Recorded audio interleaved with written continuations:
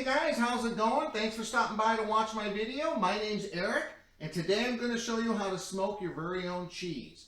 Now, if you're like me or my wife, who's a cheeseaholic, nothing tastes better than some good smoked cheese. The problem is, if you go to your local store and you buy some of the smoked cheese, it's usually very, very expensive. So what I'm going to show you today is how to do it yourself for a lot less money.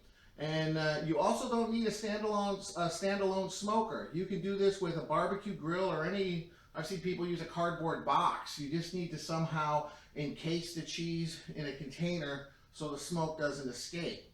Now, the reason you don't need a standalone smoker is because we're going to be cold smoking this instead of hot smoking.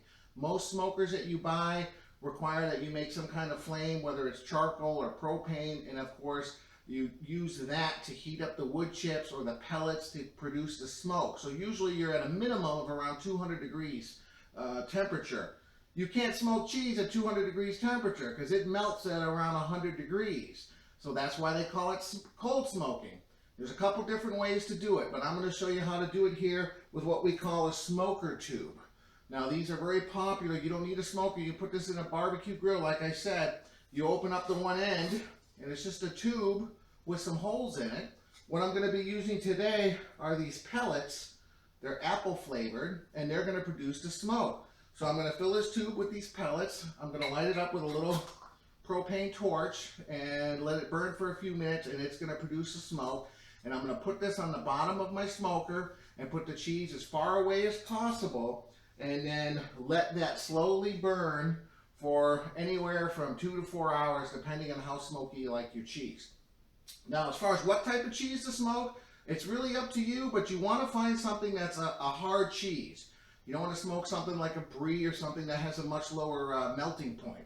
So anything like Colby, Swiss, provolone, mozzarella, cheddar cheese is very popular, Munster cheese, Gouda is very popular. Any of those type of cheeses would work. Today I got some sharp cheddar, I got a little block of mozzarella, I got some Colby Jack, I also got this big slab of Gouda, as well as some little like string cheese. These aren't actually string cheese, these are cheddar mozzarella sticks. I'm going to be smoking some of these.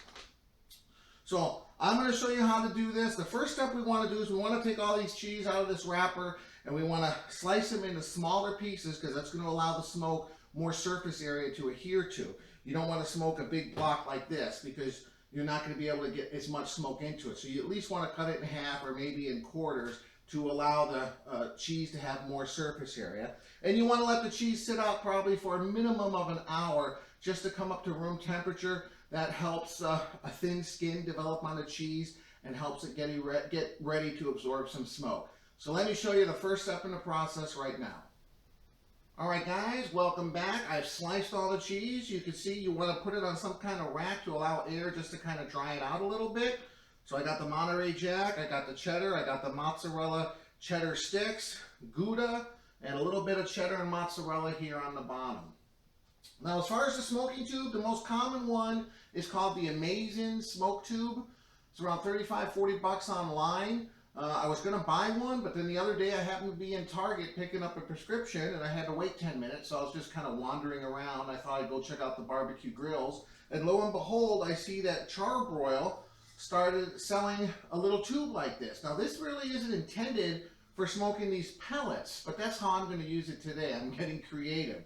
This is actually intended for people with a propane grill who want to turn it into a smoker. They actually recommend that you put wood chips in here that have been soaked in water, and just simply put this on top of your barbecue grill, and just the heat is going to produce the smoke as those chips start to smolder a little bit.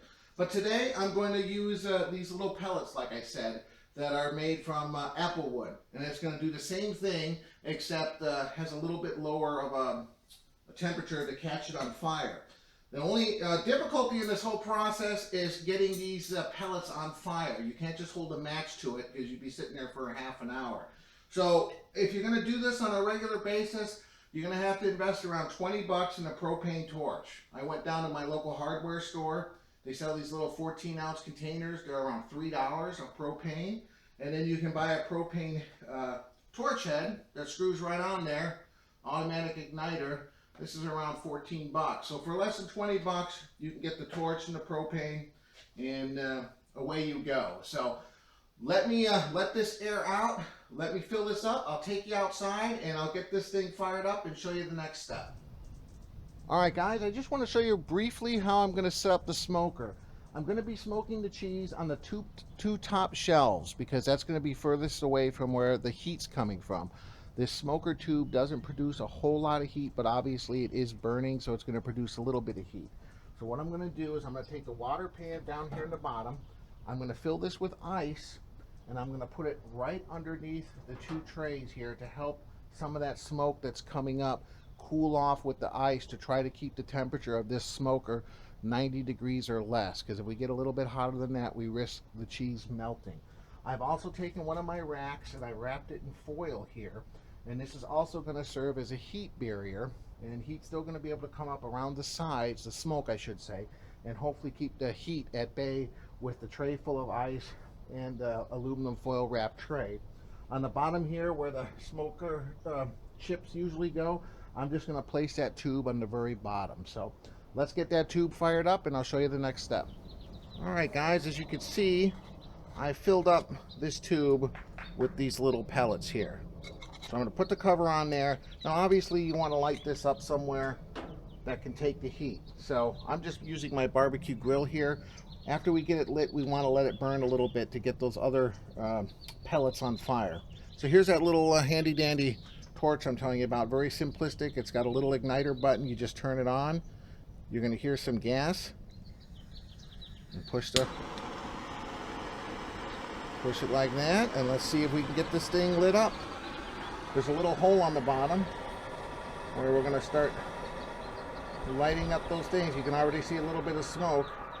I'm going to try to stick it in there. Now you don't want to pack this super compact. You want to leave enough air in there to circulate, because you know fire needs air. So I'm just going to let this go for probably another 25-30 seconds until I know it's nice and lit. And then I'm going to let it smolder for around another 10 minutes before I put it in the smoker. So we'll be back in 1 second. Alright guys, here's the smoke tube. I've been letting it sit around 10 minutes. I got a nice flow of smoke. I already put the cheese in here. So what I'm going to do, like I said, is underneath here, make sure you wear gloves too, by the way. It can get hot. You want to just put that cold smoker down somewhere in the bottom. I'm putting it right where my wood chips normally go. So I'm going to stick that there, and now I'm going to put the tray full of ice in the water tray right underneath. Now we also want to make sure all our vents are wide open. So the bottom vents are wide open, the top vent is wide open. We want enough air to circulate in there, really get this stuff nice and smoky. So now we want to keep this 90 degrees or less. I got a built-in thermometer here, so I'm going to check it. Want to make sure that tube stays lit. You don't really have to babysit it too much. You just want to come back and make sure that it's still got an even supply of smoke. Sometimes those pellets will go out if you didn't get the first ones lit up enough. So I'm just going to let this sit. We'll be back in a few minutes once it's really smoking good, and I'll show you how it should look like. Hey guys, it's been just over an hour. I'm really impressed with this thing, man. It's just this really nice, light, consistent blue smoke. Very mellow. The temperature, first I thought it might be off, but I touched the smoker. It's still cold. It's very cold. So I was like, is this thing really working that good? So check it out here. I don't know if you could see it, but I got a flashlight. It's kind of shady right now. So you see the tube in the back of my smoker. If I shine that flashlight on it, I don't know if you can see that smoke coming up. But there's definitely a nice, consistent stream of smoke. And yet this thing, you see my ice hasn't even melted.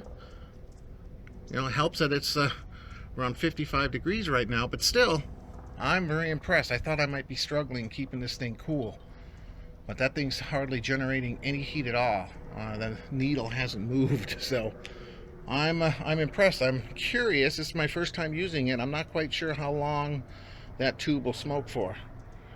I filled it up with pellets, but I'll keep checking on it. We'll come back in a little bit, maybe another half hour, and I'm going to flip these over and continue to smoke them. So we'll be back in a minute. All right, guys, it's an hour and a half. I'm going to flip this cheese over. I just wanted to show you how much smoke is coming out of this thing. I'm really impressed. It's still cold to the touch. It's hovering right around maybe 75, 80 degrees, so it's perfect. But you know, the big controversy with smoked cheese is depending on who you talk to, what recipe. Some people say as little as 45 minutes to an hour. If you just want a very light flavor of smoke, if you like more heavy-duty smoke like me and my family, they say you can go as long as 4 or 5 hours. But I'm not going to go that long this first time. I think I'm going to go around 3 hours. So it's been an hour and a half. I'm going to flip this over, these pieces over. Go for maybe another hour. So maybe 2.5, 3 hours. But whew, look at this. And the best part, I don't need an oven mitt. So you can see it didn't really take, maybe a little bit more of a color, but not much. I'm just going to turn everything over. We'll stick these back in. And another hour, hour and a half. All right, so we'll be back in a little bit. All right, guys, I got done flipping the cheese. I got another hour, hour and a half, so time to enjoy a beverage. Today I'm going to have a Boddington Pub Ale. Boddington from Manchester, England, or UK, however they want to say now. I don't know what the politically correct way is. I have a few friends who live there. Maybe I should ask them. They've been brewing this since 1993. It's a unique drink because it's got a widget, a beer widget they called in there. So when you open this up, it's pressurized and it releases nitrogen gas and gives it a very different consistency than your normal beer. Listen to this when I open this up. That was anticlimactic. Didn't really make a lot of noise there, but watch when I pour this, and you'll see the little nitrogen bubbles getting released. It's got a consistency of Guinness. It produces a less carbonated drink, and a really unique flavor, like a thick, creamy head that you're normally not accustomed to in the beer. So you can see it now. I don't know if you can see it now, how it's just kind of moving itself up after the pour. It's very dense. I've had it before. It tastes good. If you like Guinness, you would like this. This is 4.7% alcohol. Very easy to drink. It's a little sweeter than a lager, but not too much. Not too bad. It's a nice English pale ale in my opinion. So cheers. Looking forward to some smoked cheese. Yeah. It's very mild. You know, it's a little bit mild for my taste. I usually like something a little bit stronger. But you know what? On a hot summer day, it's very drinkable. Goes good with just about anything. So they sell these little 4-packs. So they're kind of neat. So, all right, we'll be back in a little bit with the rest of the smoked cheese and a little taste test later on. All right, guys, I took it off exactly at the 3-hour mark. You can see it looks pretty much the same, maybe just a little bit of a darker color. I sliced them up for some cheese and crackers. I'm going to try with my son in a minute.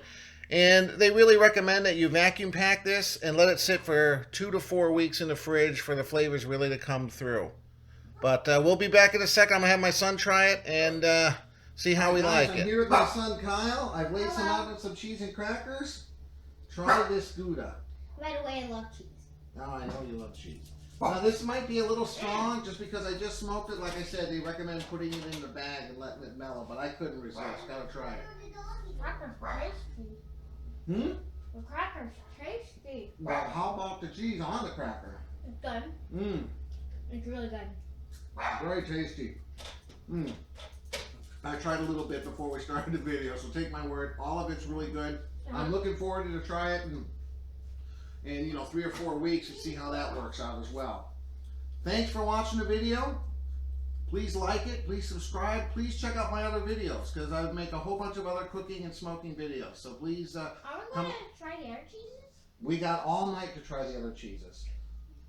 Oh, I mean on bed. Say goodbye, Kyle. Thanks again for watching. We'll see you next time. I mean on the video. On the video, yes. Bye. Oh.